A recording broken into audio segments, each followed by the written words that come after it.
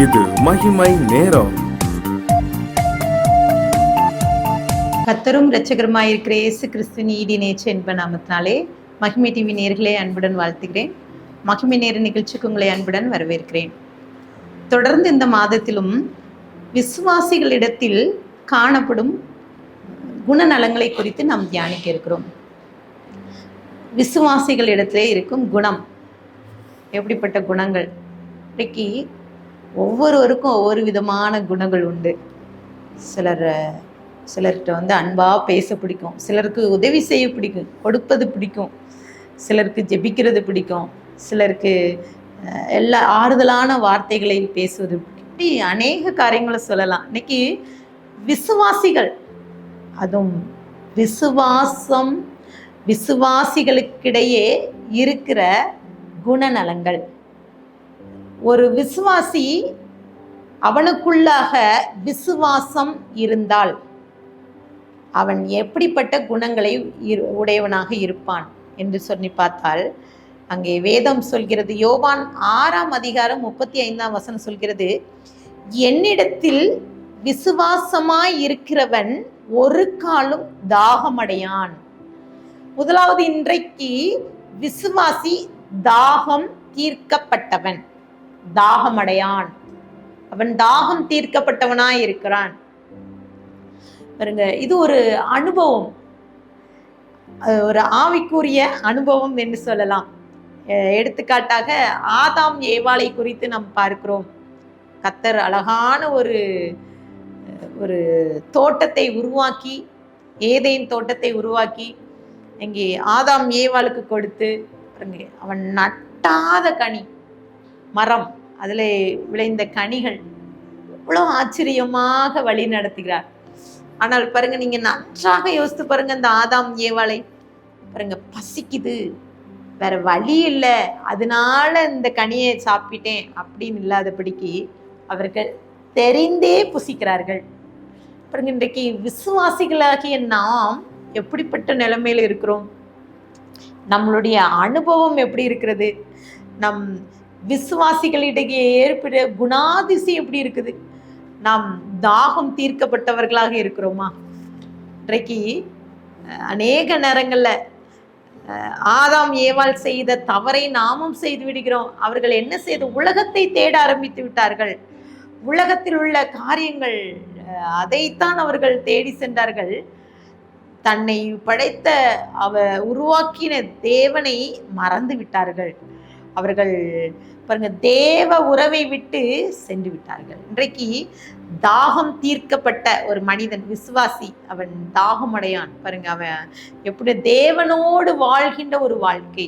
இன்றைக்கு தேவனோடு வாழ்கிற வாழ்க்கை இல்லைன்னா எங்கெங்களுமோ தேடுவோம். நம்ம ஆண்டவரை எங்க தேடுவோம்? நிறைய பிள்ளைகள்கிட்ட, சின்ன பிள்ளைகள்கிட்ட கேட்போம், ஏசு சும்மா எங்கம்மா இருக்காங்கன்னு கேட்கும்போது பிள்ளைகள் சொல்லுவாங்கல்ல, என் குட்டி இருதயத்துல இருக்காங்க. பிள்ளைங்க, சின்ன பிள்ளைங்களுக்கு கூட தெரியுது, இயேசு ஆண்டவர் எங்க இருக்கிறார்? இருதயத்துல இருக்கிறார். இன்றைக்கு அநேக பிள்ளைகள், நிறைய விசுவாசிகள் இயேசு எங்க, ஆண்டவர் எங்கன்னு தேடிக்கொண்டு திரிகிறாங்க. ஏசப்பா, ஆண்டவர் எங்க ஆலயத்துல இருக்காங்க, அங்க இருக்காங்க, பரலோகத்துல இருக்காங்கன்னு தேடிக்கொண்டு இருக்கோம். தாகம் இல்லைங்க இன்னைக்கு. பாருங்க, இன்னைக்கு தாகம் தீர்க்கப்படவில்லை. ஏன்னா நம்ம எப்படின்னா தேவ உறவை இழந்து நிற்கிறோம். இந்த அனுபவம், இந்த ஒரு விசுவாசிக்குள்ள எப்படிப்பட்ட குணாதிசயம் இருக்குன்னா, அவன் தாகம் தீர்க்கப்பட்டவனாக இருப்பான் அந்த விசுவாசி. அப்போ இங்க எடுத்துக்காட்டா சமாரிய ஸ்திரீயை குறித்து சொல்லலாம். சமாரிய ஸ்திரீ, அவள் தண்ணீரை குடிக்கிறதற்காக அவள் கிணத்தருகே நிற்கிறாள், தண்ணீரை மொண்டு செல்வதற்காக. அவள் ஆண்டவர்கிட்ட கேட்குறா, இந்த தண்ணியை குடிச்சா தாகம் தீரல. அப்போ அவளுக்கு தெரியல, ஜீவ தண்ணீராக இயேசுவை அவள் அறிந்து கொள்ளவில்லை.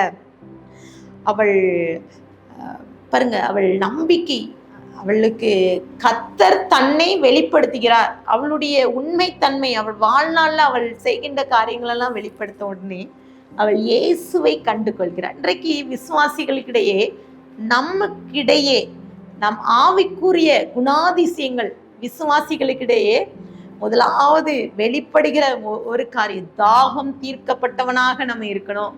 இன்னும் தேடி தேடி அலையக்கூடாது. இன்னைக்கு தேடிக்கிறோம், இயேசு எங்கன்னு சொல்லி தேடிக்கொண்டு தீர்க்கிறார். அவர் நமக்குள்ள இருக்கிறார், நம்ம கூடவே இருக்கிறார். ஆதாம் ஏவாளும் தேவ உறவை விட்டு சென்று விட்டாங்க. இன்றைக்கு விசுவாசிகள் எத்தனை பேர் தேவனோடு வாழ்கின்ற ஒரு உறவாடுதல்ல இருக்கிறோம். அதான் தாவீது சங்கீதம் 42 சொல்வார், என் ஆத்மா மீது வாஞ்சித்து கதறுகிறது.